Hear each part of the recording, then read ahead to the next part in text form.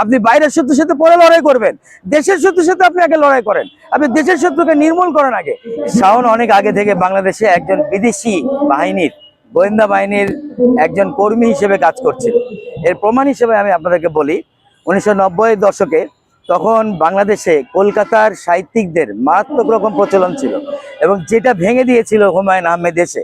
হুমায়ুন আহমেদের লেখার এত জনপ্রিয়তা পেয়েছিল যে এপার ওপার দুই বাংলাতেই হুমায়ুন আহমেদ সমান তালে তার বই বিক্রি হতো। এবং সেই সময় কলকাতার যে সাহিত্যিকরা ছিল তারা একটু ডাউন মার্কেট হয়ে গেছিল। এরপরে হুমায়ুন আহমেদ হাত দেয় হলো নাটকে এবং সিনেমাতে। এই তিনটা ক্ষেত্রে সে সমানভাবে সফলতা অর্জন করে। তখন ভারতীয় যে এজেন্ডা ছিল, মূলত যে তাদের যে ইনকাম ছিল, এটা ওই সেক্টরগুলোতে কমে যাওয়ার কারণে তারা এখানে একজন লোককে ইনপুট করলো, এবং সেই লোকটা ছিল শাওন। শাওনের মা যে বেগম তহুরা আলী, এই ভদ্রমহিলা কিন্তু দুইবারের আওয়ামী লীগের এমপি ছিল, সংরক্ষিত মহিলা আসনের এমপি, এবং এরা পিওর আওয়ামী লীগের ছিল। এবং শাওন দেখেন হুমায়ুন আহমেদের মেয়ের বয়সী, মানে তার মেয়ের বান্ধবী ছিল। সিনেমাতে টুকটাক অভিনয় করতো হুমায়ুন আহমেদের বিভিন্ন চরিত্র ইয়েগুলোতে, সিনেমাগুলোতে। সেখান থেকে সে ছলে বলে কৌশলে এবং না জানি আরো কত বাজে কাজ করে হুমায়ুন আহমেদকে ব্ল্যাকমেইল করে বিয়ে করলো। এবং আমি বিশ্বাস করি হুমায়ুন আহমেদ এই বিয়েটা করতে চায়নি। তৎকালীন সময়ে যেহেতু শাওনের মা একজন সংরক্ষিত মহিলা এমপি ছিল, সে বিভিন্ন মাধ্যম দিয়ে, মিনিস্টার টিনিস্টার দিয়ে প্রেশার ক্রিয়েট করে, প্রশাসন দিয়ে ব্ল্যাকমেইল করে এই হুমায়ুন আহমেদকে বিয়েতে বসতে বাধ্য করে। কেননা সেই সময়ে কিন্তু হুমায়ুন আহমেদ এবং গুলতেকিনের যে প্রেম কাহিনী ছিল তা বাংলাদেশে একটা রূপকথার মতো প্রচলিত ছিল, এবং সেই প্রেম কাহিনী আমাদের কাছে একটা আদর্শ ছিল, এবং সেই আদর্শের জায়গায় বাড়ি মারে শাওন।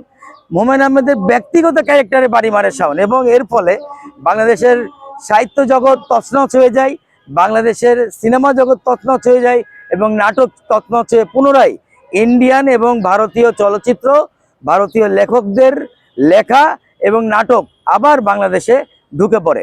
এটা ছিল একটা নীল নকশা ভারতের, এবং সেই নীল নকশাকে এখানে সফল করে সেটা হচ্ছে শাওন।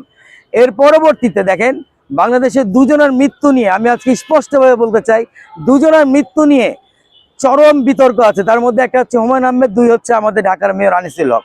এই দুজন হঠাৎ করে তাদের এই মৃত্যুকে আমরা কোনোভাবে মেনে নিতে পারি না, এবং কিভাবে তারা মারা গেল, কিভাবে ক্যান্সার হলো, তাকে কোথায় নিয়ে ট্রিটমেন্ট করা হইলো, বাংলাদেশ সরকার কিছু করলো না, কাউকে কিছু জানানো হলো না, কেন হলো না?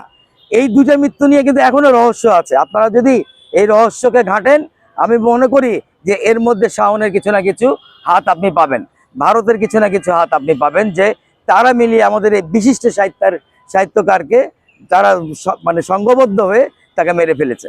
এখন আপনি দেখেন শাওন যখন হুমায়ুন আহমেদের স্ত্রী ছিলেন, তখন কিন্তু সে একবারও এই যে আওয়ামী লীগ পন্থী যে কথাগুলো সে বলছে, এবং বাংলাদেশ বিপরীতের যে কথা বলছে, বাংলাদেশের বিরুদ্ধে যে কথা বলছে, সেই কথা কিন্তু সে তখন একবারও উচ্চারণ করেনি।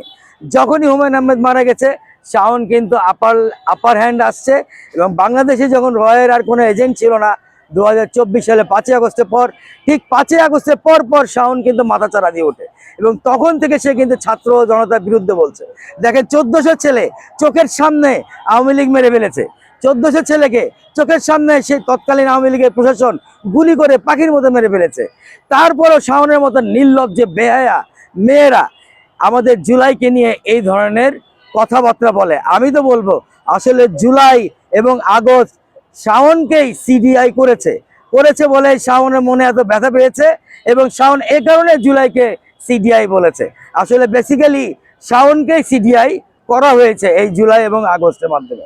আরেকটা কথা বলি, শাওন ও শাওনের মতো যারা আছে এদের সকলকে সম্ভবত ওই পার থেকে, মানে হিন্দুস্তান থেকে কলকাঠি নাড়ে, তো যখনই আমাদের ভালো কিছু হয় তখনই শাওনকে ওরা উপর থেকে দেয়, দিয়ে কি বলে জানেন, এই ম্যাগি নুডলস তোর না টাকা পয়সা দিয়ে এখানে পুষতেছি, এমনি এমনি মুখে আঙ্গুল দিয়ে চোষার জন্য 2-4টা স্ট্যাটাস দে।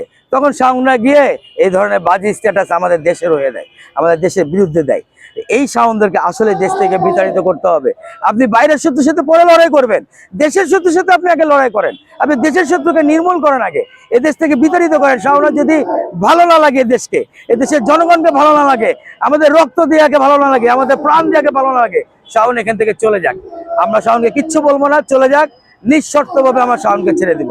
আর যদি এদেশে থাকে, বাংলার মাটিতে থাকে, বাংলাদেশবাসী হয়ে থাকতে হবে, বাংলাদেশের জনগণ যে ভাষায় কথা বলে সে ভাষায় কথা বলতে হবে।